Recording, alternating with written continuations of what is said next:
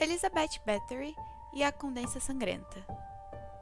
Elizabeth Bathory nasceu em 1560 em Nyírbátor, Reino da Hungria.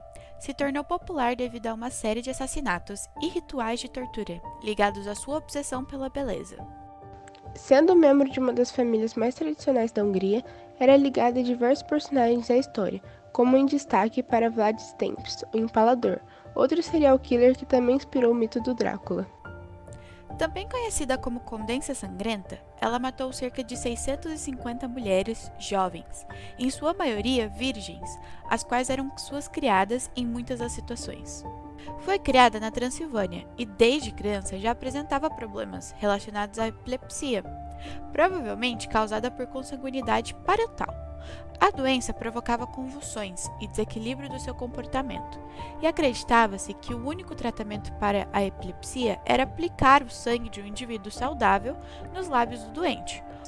Isto levou os historiadores a acreditarem que parte dos homicídios cometidos por Elizabeth tenham sido motivados pela procura de uma cura para a sua doença. Entretanto, essa teoria não pode ser comprovada. Seu casamento ocorreu aos 11 anos, tendo como seu cônjuge Ferenc Nataste, e após um ano mudou-se para o castelo Nataste, onde futuramente ocorreriam sua série de rituais macabros. Aos 13 anos engravidou de um criado e a escondeu em uma fortaleza, até o nascimento da criança, que logo seria levada para fora do país para que não sujasse o nome da família. Após o exílio do bebê, o pai biológico foi jogado aos cachorros pelo marido e devorado até a morte. Devido aos seus deveres militares, Ferenc se encontrava muito ausente e Elizabeth se sentia só.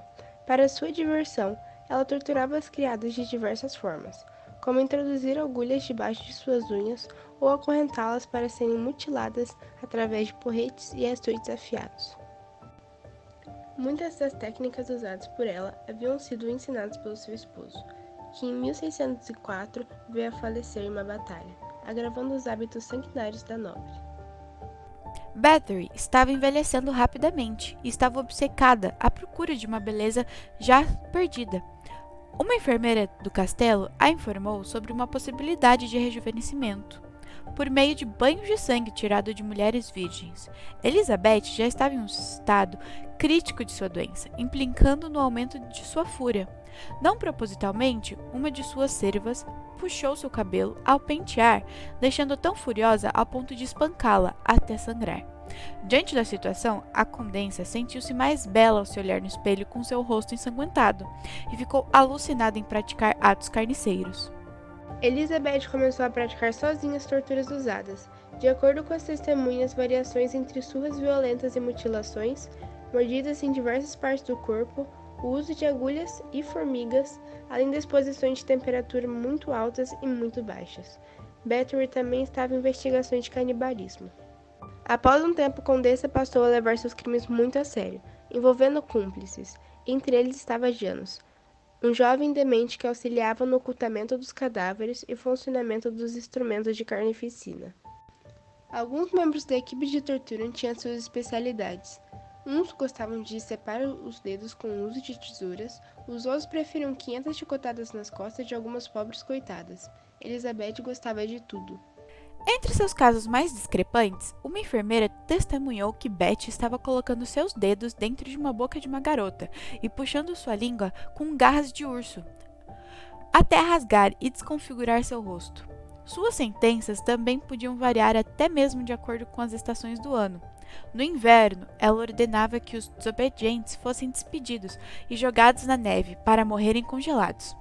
No verão, ela os amarrava em árvores, com o corpo coberto de mel para que os insetos devorassem ainda vivos. Em seu ápice de brutalidade, a Condessa passou a sequestrar também jovens nobres. A falta desses membros renomados começou a gerar algumas especulações. Apesar de Bathory e sua trupe estarem bem longe de qualquer suspeita, uma confissão feita ao padre local da cidade, por sua governanta de confiança que participava da maioria dos assassinatos, levou eles ao declínio.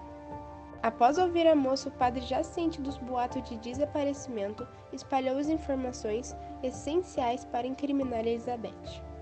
Dados os seguintes rumores, o rei Matias II autoriza o conde a fazer uma busca pelo castelo, a qual tomou um certo tempo e esforço, tendo em vista a localização da morada em um local extremo e difícil acesso, algo que ajudava Bathory a manter o sigilo sobre os acontecimentos mórbidos.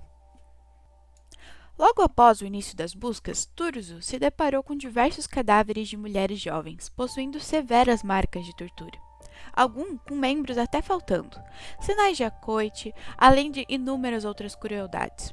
Segundo uma lenda que gira em torno do caso, Elizabeth foi flagrada no meio de seu banho de sangue, aterrorizando até mesmo o conde mais poderoso da Hungria.